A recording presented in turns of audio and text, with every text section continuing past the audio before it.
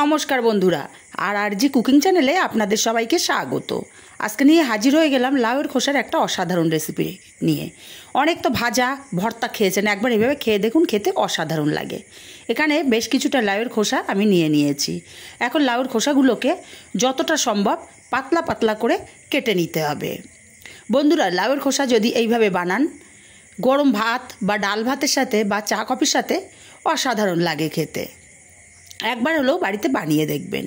লাউয়ের খোসাগুলো সব কেটে নিয়েছি, খুব ভালো করে ধুয়ে নেব। আর এখানে আগে থেকে 1 কাপ মটর ডাল আমি ভিজিয়ে রেখেছিলাম, ডালটা বেশ নরম হয়ে গেছে। এখন একটা মিক্সচার জার নিয়েছি, ডালগুলোকে মিক্সচার জারের মধ্যে জল ঝরিয়ে দিয়ে দেব। যতটা সম্ভব জল ঝরিয়ে দিতে হবে, একদম শুকনো শুকনো করে ডালটাকে বেটে নিতে হবে।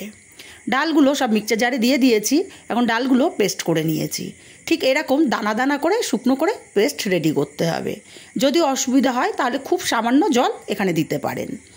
লাউয়ের খোসাটা ধুয়ে নিয়েছি, তার মধ্যে ডাল বাটাটা দিয়ে দিলাম একটা বড় সাইজের পেঁয়াজ কুচি, দিয়ে দেব 3টে কাঁচা লঙ্কা কুচি, 1/2 চামচ হলুদ, স্বাদ মতো লবণ, আর দিলাম কয়েক দানা চিনি। সব কিছু খুব ভালো করে মাখিয়ে নেব। প্রথমে সব কিছু খুব ভালো করে চটকে চটকে মেখে নিয়েছি। এখন এখানে দিয়ে দেব 2 চামচ বেসন। বেসনটা দেওয়ার কারণ লাউয়ের খোসা থেকে জল ছাড়বে, লবণ আর চিনি দেওয়া আছে তাই। সামান্য একটু গরম মশলা আর অল্প একটু হিং দিয়ে আবারও খুব ভালো করে মাখিয়ে নেব। খুব ভালো করে মাখিয়ে নিয়েছি। এখন এখান থেকে অল্প অল্প পরিমাণে নেব আর হাতার সাহায্যে আমি শেপটা দিয়ে নিচ্ছি।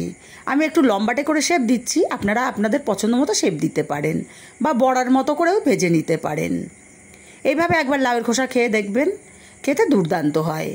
আগে থেকে তেল গরম বসিয়েছিলাম কড়াইতে, গরম তেলের ওপরে এক এক করে আমি দিয়ে দেব।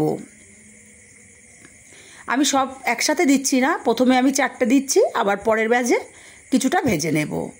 এক পিঠ ভাজা হলে আর এক পিঠ উল্টে দেব।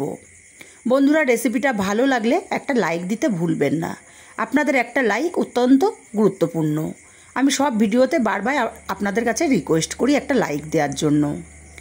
উল্টে পাল্টে সুন্দর গোল্ডেন কালার করে ভেজে নিতে হবে, তবে ফ্লেমটা হাইতে করে ভাজা যাবে না, লো টু মিডিয়ামে রেখেই ভাজতে হবে। তাহলে লাউয়ের খোসাগুলোও খুব ভালো মতো সেদ্ধ হয়ে যাবে। আর একটু খুন্তি দিয়ে চেপে চেপে দিতে হবে। বড়াগুলো বা কাটলেটগুলো আমার ভাজা হয়ে গেছে, আমি এক ব্যাচ তুলে নেব আর পরের ব্যাচও এইভাবে সব ভেজে নেব। সব কাটলেটগুলো বা বড়াগুলো একইভাবে ভেজে নিয়েছি। রেসিপিটা কেমন লাগলো কমেন্ট করে জানাতে ভুলবেন না। ভালো লাগলে কাছের আত্মীয় স্বজন বন্ধুবান্ধবের কাছে শেয়ার করতে ভুলবেন না।